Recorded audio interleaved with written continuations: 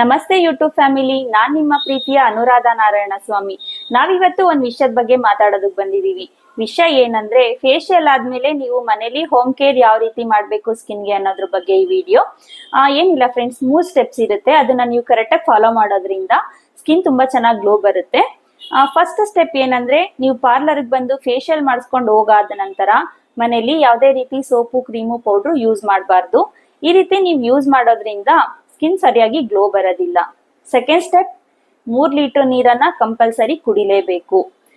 ನೀರ್ ಕುಡಿಯೋದ್ರಿಂದ ಸ್ಕಿನ್ ತುಂಬಾ ಹೈಡ್ರೇಟ್ ಆಗಿರುತ್ತೆ, ಸ್ಕಿನ್ ತುಂಬಾ ಚೆನ್ನಾಗಿ ಗ್ಲೋ ಬರುತ್ತೆ. ಇದು ಫೇಶಿಯಲ್ ಆದ್ಮೇಲೆ ಅಂತಾನೆ ಅಲ್ಲ, ರೆಗ್ಯುಲರ್ ಆಗಿ ನೀವು 3 ಲೀಟರ್ ನೀರ್ ಕುಡಿಯೋದ್ರಿಂದ ನಿಮ್ಮ ಆರೋಗ್ಯ ಕೂಡ ತುಂಬಾ ಚೆನ್ನಾಗಿರುತ್ತೆ.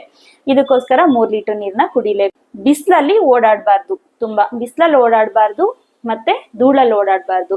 ನೀವು ಫೇಶಿಯಲ್ ಮಾಡ್ಸಿರೋ ಕಾರಣನೇನೆ ಟ್ಯಾನ್ ರಿಮೂವ್ ಆಗ್ಲಿ, ಡಸ್ಟ್ ಎಲ್ಲ ರಿಮೂವ್ ಆಗಿ ಸ್ಕಿನ್ ಚೆನ್ನಾಗಿ ಗ್ಲೋ ಬರ್ಲಿ ಅನ್ನೋ ಕಾರಣದಿಂದ ನೀವು ಮತ್ತೆ ಬಿಸಿಲಲ್ಲೆಲ್ಲ ಓಡಾಡಿದೀರಾ ಅಂತಂದ್ರೆ ಮತ್ತೆ ಟ್ಯಾನ್ ಆಗುತ್ತೆ ಸ್ಕಿನ್, ಮತ್ತೆ ಸ್ಕಿನ್ ಧೂಳೆಲ್ಲ ಅಬ್ಸರ್ವ್ ಆಗಿ ಸ್ಕಿನ್ಗೆ ಗ್ಲೋ ಸರಿಯಾಗಿ ಬರೋದಿಲ್ಲ. ಇದಕ್ಕೋಸ್ಕರ ನೀವು ಬಿಸಿಲಲ್ಲಿ ಧೂಳಲ್ಲಿ ಓಡಾಡಬಾರ್ದು. ಓಕೆ ಫ್ರೆಂಡ್ಸ್, ಈ 3 ಸ್ಟೆಪ್ ಅನ್ನ ನೀವು ಕರೆಕ್ಟ್ ಆಗಿ ಫಾಲೋ ಮಾಡಿದೀರಾ ಅಂದ್ರೆ ನಿಮ್ಗೆ ಸ್ಕಿನ್ ತುಂಬಾ ಚೆನ್ನಾಗಿ ಗ್ಲೋ ಬರುತ್ತೆ. ಈ ಮಾಹಿತಿ ನಿಮ್ಗೆ ಇಷ್ಟ ಆಗಿದ್ರೆ ದಯವಿಟ್ಟು ನಮ್ಮ ಚಾನಲ್ನ ಲೈಕ್ ಮಾಡಿ, ಶೇರ್ ಮಾಡಿ, ಕಮೆಂಟ್ ಮಾಡಿ, ಹಾಗೆ ಸಬ್ಸ್ಕ್ರೈಬ್ ಮಾಡಿ ಅಂತ ಹೇಳ್ತಾ ಇಲ್ಲಿವರೆಗೂ ನಮ್ಮ ವಿಡಿಯೋನ ನೋಡಿದ್ದಕ್ಕಾಗಿ ಧನ್ಯವಾದಗಳು.